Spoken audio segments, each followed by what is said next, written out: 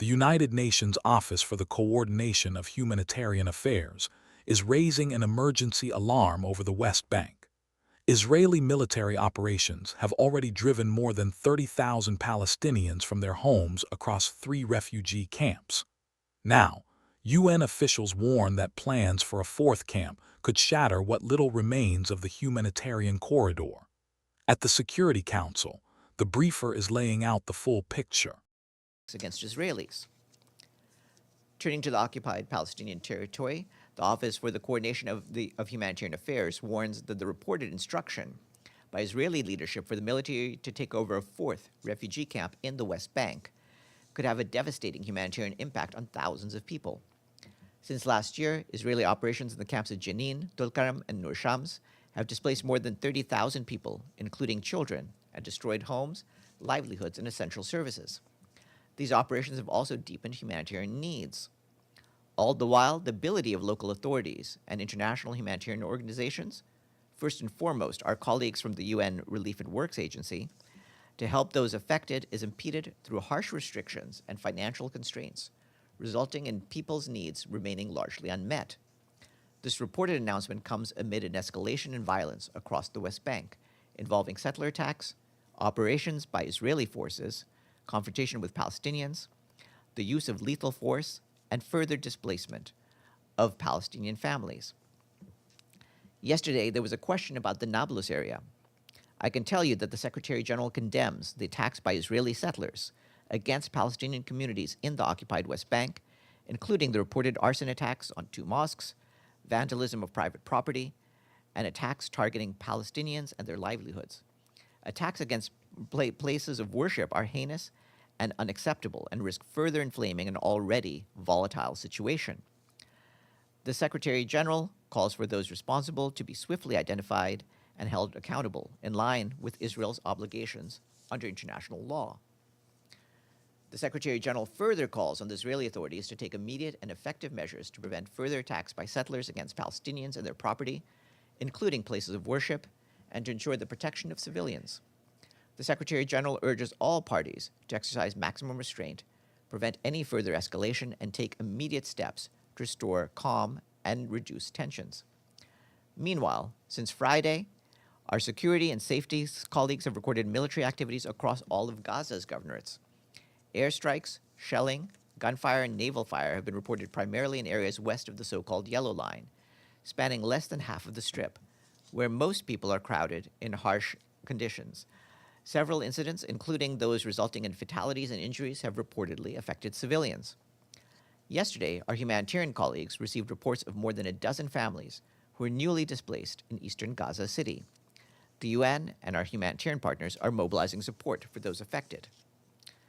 Also yesterday, Israeli forces and municipal officials forcibly entered the Kalandia Training Center, a United Nations facility located in occupied East Jerusalem, disrupting ongoing educational activities and raising renewed concern over the protection of UN premises under international law.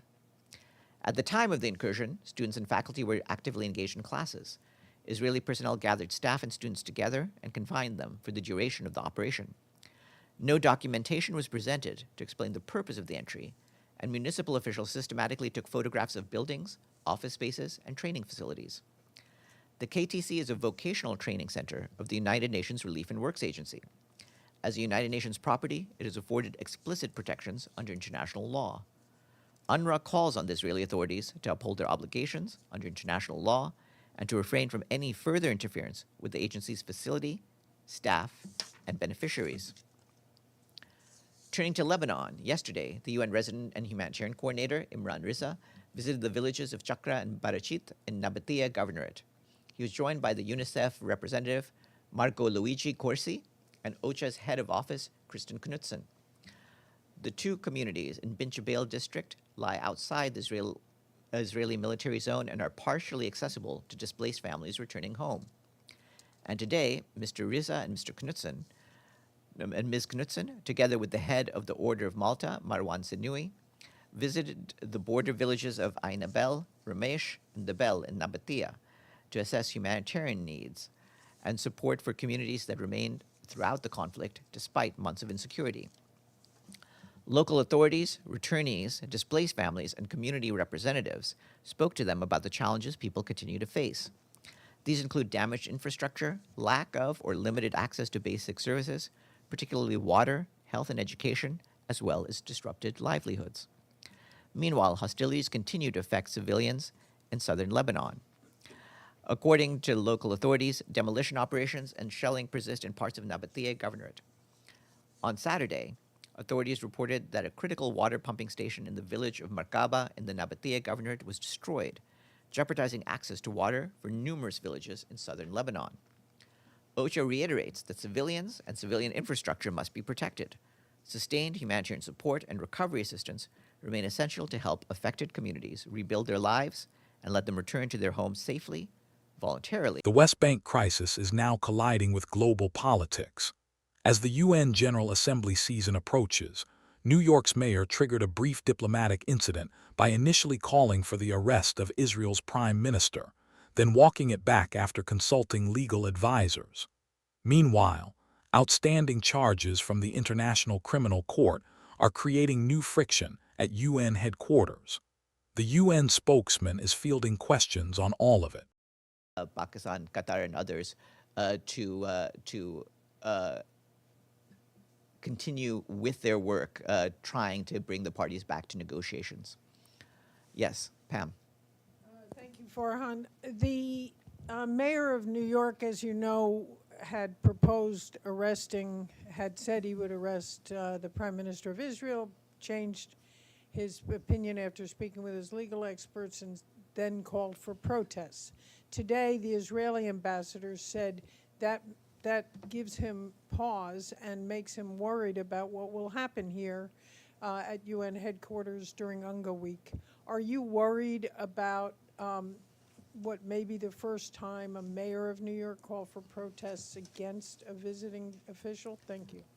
I don't think we have any particular concerns about the safety and security of all the delegations that are coming here. We go about, as you know, with security preparations for the UN General Assembly every September, and they're proceeding in an orderly fashion as they always do. And do you expect them to be elevated at all? At this stage, like I said, we're doing our preparatory work, and it seems to be going along in the normal fashion. Thank you. Yes. Farhan, and forgive me if you mentioned this first, does the Secretary General have any reaction to the earthquake that struck Japan this morning? We're certainly, our hearts go out to the people affected by this earthquake. We're well aware that there have been people placed under danger from this earthquake. We do extend our sympathies to the people of Japan. We're aware the national authorities are leading the response, but we stand ready to support if needed. Yes, Abdulhamid. Follow up to Pam's question. The Israeli ambassador to the UN said that Mamdani accused the prime minister of being a war criminal.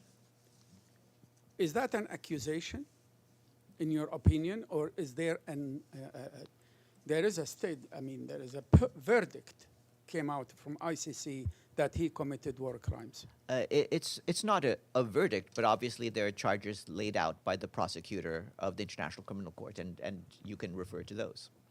With a wider escalation in the West Bank now described as increasingly likely, the Security Council debate is turning to one central question: who will stop the armed settlers? The Palestinian envoy has gone on record calling for their disarmament. Journalists are pressing the UN spokesman to take a clear position. The answer, and the confrontation, is about to define where this crisis goes next. To the council, Mr. Oleg Baranov said that the escalation in the occupied West Bank is increasing and likely, let me rephrase it, I'm sorry, apologies. As you noted, in his remarks to the council, Mr. Oleg Baranov said that wider escalation is increasingly likely unless immediate steps are taken to reverse course. what would the Secretary General like to see those immediate steps be? Well, one of the things, as I just pointed out, is that the Secretary General has called on the Israeli authorities to take immediate and effective measures to prevent further attacks by settlers against Palestinians and their property, including places of worship, such as the mosques that we were asked about yesterday, and to ensure the protection of civilians. And he wants all the parties to exercise maximum restraint, prevent further escalation, and take immediate steps to restore calm. In his remarks to the Council, the Palestinian envoy Riyad Mansour said that settlers should be disarmed. Does the Secretary General agree? He certainly believes that there should not be any armed attacks by settlers against Palestinians, and he wants all measures taken to make sure that all such attacks are prevented. Yes, Namo. Thank you, Farhan. A follow up on what I asked you yesterday. The Secretary General's press conference in Damascus included no Kurdish journalists. My own colleague at Rudau, based in Damascus, says she received no invitation from Syrian authorities while others were invited. Is the Secretary General concerned that the transitional authorities might be excluding media from a certain group in attending important press conferences and events? Well, I don't speak, obviously, for the Syrians who organized the press conference. From our standpoint, of course, we want to have all press outlets invited and all communities represented. Abdul Hamid? Thank you, Farhan.